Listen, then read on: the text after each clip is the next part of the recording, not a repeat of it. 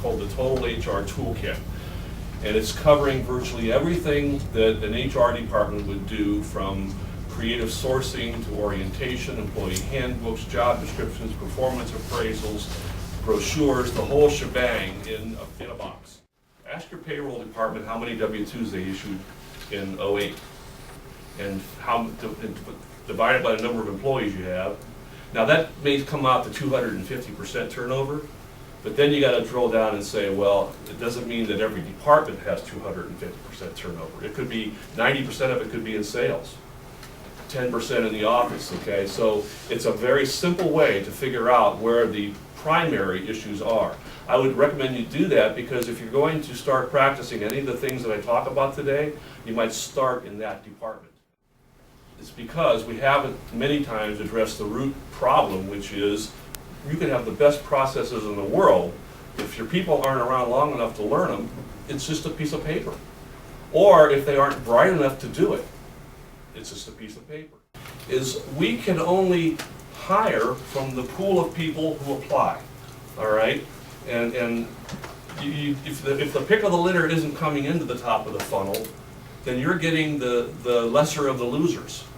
Okay, you got to find the least loser of the bunch. So your reputation, if nothing else, be thinking about this from this point forward. Everything we do, and a lot of the things I'm going to recommend today are going to sound a little wacky, perhaps, a little out of the box. That's okay. But the point is going to be to start turning everyone into an ambassador for Infuse.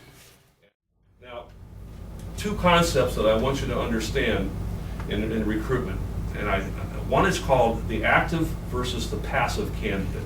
When you run an ad in the newspaper, you're only going to be attracting the active candidates, the people looking for work.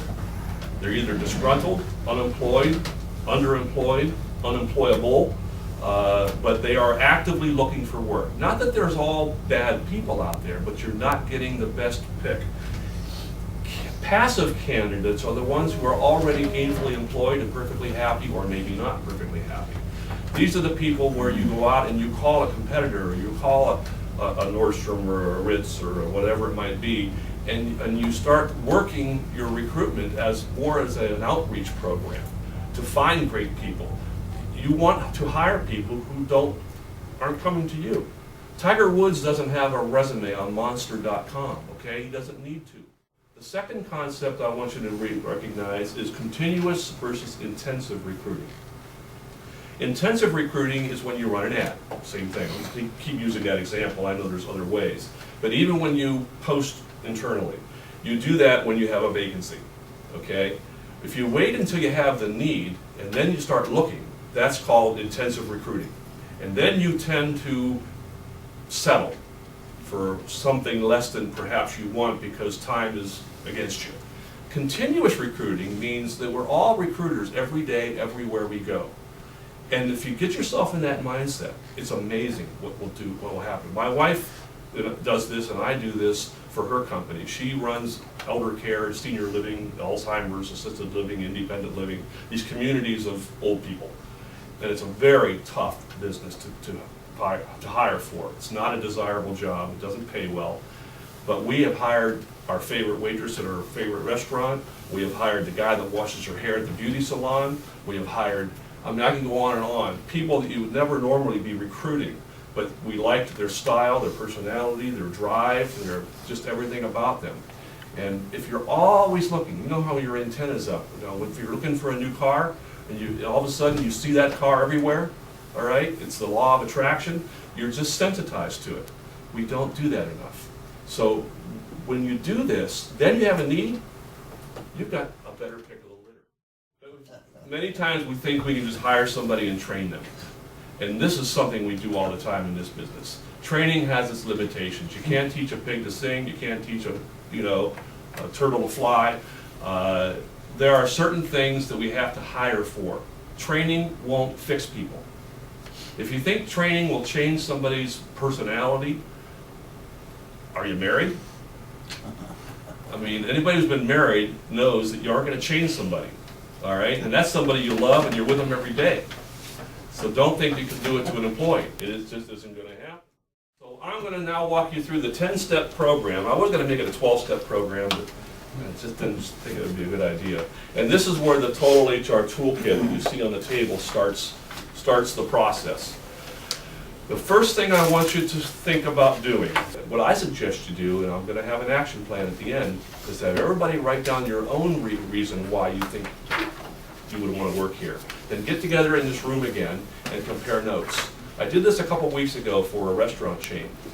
And the number one thing that came out, or two things that came out, was your opinion matters here, and it's fun to work here. That was their two guiding principles that came out of that survey. It only took a few minutes to write it down. So in their why work here statement, which you should have published as many places as you have why buy here, because we do that. It's interesting, if you take the road to the sale that we use all the time and we have it just ingrained in our brain, use the same exact concepts on recruitment. There's no difference, all right? The meet and greet, the first impression, the value added, the features and benefits, okay? It all applies to recruitment. So you've already got the ability to do it. All right, then you're gonna take the candidate interview worksheet and you're gonna, what I would suggest is have at least 2 and preferably 3 people interview. And it doesn't have to always be, if you're hiring a sales consultant, they don't have to all be salespeople. I mean, one thing that Southwest Airlines does is they have, I think, at least 3 non-related jobs. For example, there was a pilot applied to fly for Southwest Airlines. His resume was perfect, had all the hours, all the equipment, all the safety, all the training. He was a good pilot on paper. And he was interviewed by a baggage handler, a flight attendant, and a reservationist. And they all came back, thumbs down. And they said, why? And they said, he's arrogant, he's full of himself, he won't fit our culture, he won't get along with us. He didn't get hired, okay? Now that may sound a little extreme, but Southwest has maintained its culture, its profitability, they haven't let people go, they're actually making money, and people like to fly them, and their fares, I mean, it doesn't get any better. So there's a reason they are successful. So don't think you only have to have people in that department interviewing.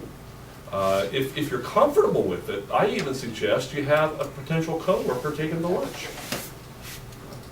Going to lunch can tell you a lot. They let their hair down. If they have 3 martinis at lunch on the job interview, it may not be a good sign.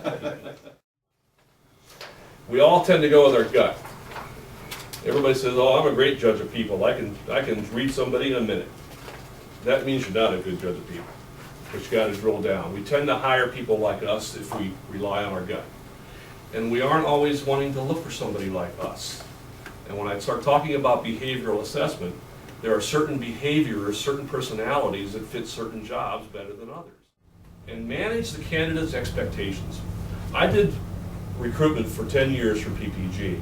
And one of the things you do right at the very beginning of the interview is tell them exactly what's going to happen. Just like in sales, right? Let me tell you how we do things here. We're going to, do a little walk around. You tell them what to expect because they're uneasy, they're anxious. And one of the reasons you do this is you tell them that you're going to answer all their questions at the end of the interview. So you don't want to be having them interview you first. If a savvy interviewer will pick your brain, figure out what you're looking for, get your hot buttons, your needs, okay, same thing, and start telling you what you want to hear. So you say, I'm going to tell you a little bit about the company, I'm going to ask you some questions, but then you can ask me anything you want to know at the end of the interview, after I'm done, okay? So you're taking control of the process. I put in that employment kit there, I'm going to give you a couple pages here. These are what I call gut wrenchers.